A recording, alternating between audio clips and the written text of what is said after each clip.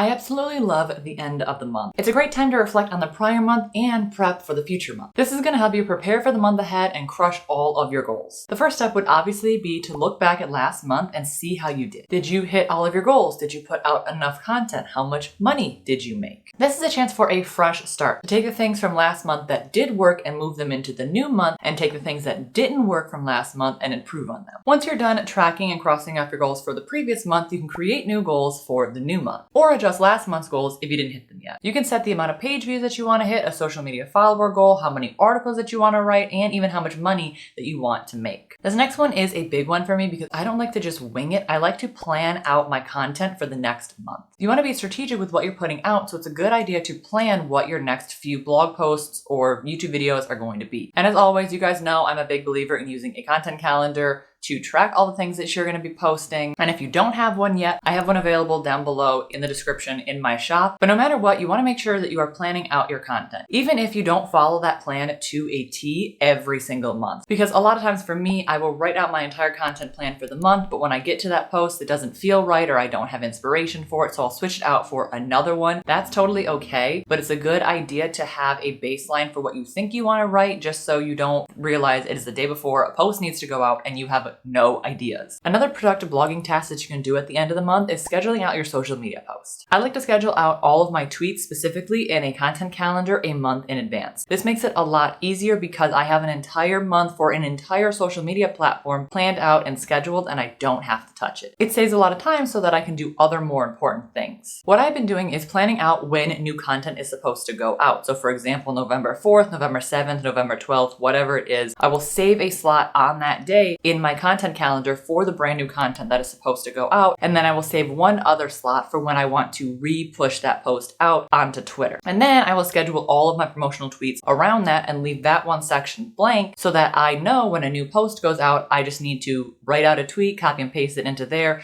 and it's already planned out in my social media content calendar for me. And of course, I have this template up in my shop too, which I will link down below. And this content calendar has more than just Twitter. It is an all-in-one social media content calendar, so it has Pinterest, Twitter, Instagram, Facebook, and I believe even TikTok as well. If you are making money in your business, this is also a good time to track your finances. I keep a spreadsheet of all of the money I made in a month, and I break it down into quarters of the year as well. You could also look at your expenses, see how much you need to save for taxes, or when your next big business bill is due, like hosting or any other tools that you bought. It also might be a good idea to keep a record of all the money that you've made and save it somewhere. Like for me, I have a folder in my email labeled Money Made Blogging. So every time I get an invoice from a client or I get a sale or some sort of money has been made in my business, I take that email and I save it away in the folder. That way at the end of the year, I can go through that folder and I can make sure that my bookkeeping was all up to date. I also have a second folder in my email for blogging purchases that I made, because any money that you spend in your business can be deducted on your taxes at the end of the year. So that's another good thing to keep track of too.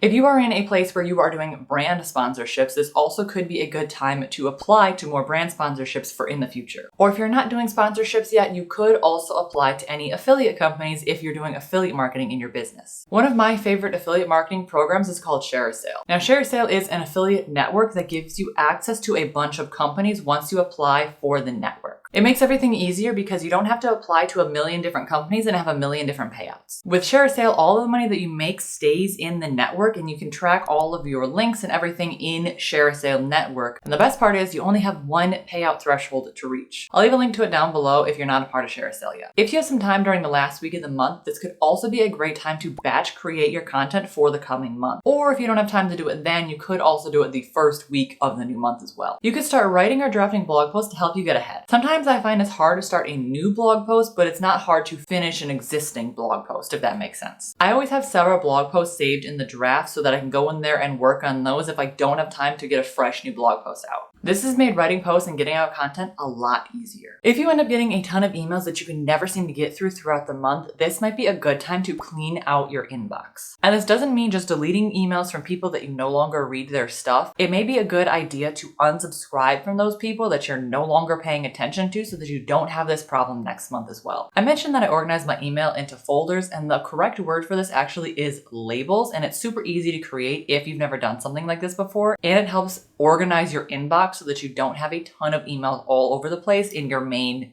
tab. All you have to do is go to the side where it says labels, click on the plus sign and create a new label. Then you can name it whatever you want, and you can also put it into a subcategory of labels. It's kind of like categories on your blog. If this is something you never get around to, the end of the month may be a productive time to update old blog posts. Updating old content can be tedious, and sometimes it requires pretty much writing an entirely new blog post. But if you're already ahead in content for next month, or you've kind of run out of things to do, updating old content is really going to help you out. You can fix new links, add new pin graphics or new images in general. You can fix your SEO, or you can add fresh, brand new, updated information if the stuff that you said is kind of outdated and not relevant anymore. Google loves fresh and new content and doesn't really like old and outdated posts, so this actually could help your blog get a boost in the rankings. I personally go back and update a lot of my posts for SEO because back in the day I had no idea about SEO or anything like that. And the tool that I use to help me do this is called Keysearch, and my favorite part about it is the content assistant section. All you have to do is type in whatever keyword you decided you wanted to use for the blog post, and then you can copy and paste your entire blog post into that text box. And then Keysearch is going to give you a bunch of information on how to make your blog post SEO friendly. It will tell you the competition of the word you are going for, it will tell you how many words you have in your blog post, and it'll tell you how many keywords you have versus the recommended amount. It also gives you a list of must words or LSI keywords, and basically this just means these are the most common words that the people on the first page of Google have in their blog posts for this keyword that you want to rank for. So these are keywords that you should be putting in your blog post as well to help you get a good chance at ranking. The orange color next to the keyword means you don't have it in your blog post, and the blue means you do have it in your blog post, and it will update as you write. So it's kind of like a super helpful checklist to helping you make your blog post the most SEO friendly it can be. Now you do have to pay for Keysearch, but if you get a few blog posts ranking on the #1 page of Google and you can start making money from those, it is going to definitely pay for itself. And if you are already at the point in your business where you are creating products, this is another thing that you can do at the end of the month. You could brainstorm new product ideas and begin working on them, or you can update old products. And don't forget to take some time to promote the current products that you have as well. You could take some time to do that by promoting them on social media. You can plan out blog posts where you can mention your products, or you can go back to old posts and see if there's anywhere that you can mention your products in your old posts as well. But if you're not at the point where you're creating products yet, you could create freebies for your email list. I've had quite a few freebies over the year that's helped me grow my email list. It's not something that I focus too hard on, but it is a great asset to have in your business. This is obviously a lot of stuff that you can do at the end of the month, and you do not need to complete this list in full every single month. But if you want to learn about how to get more done in less time, check out this video right here. Make sure to like the video if you liked and subscribe to my channel down below because it really helps me out. And I'll see you next time. Bye.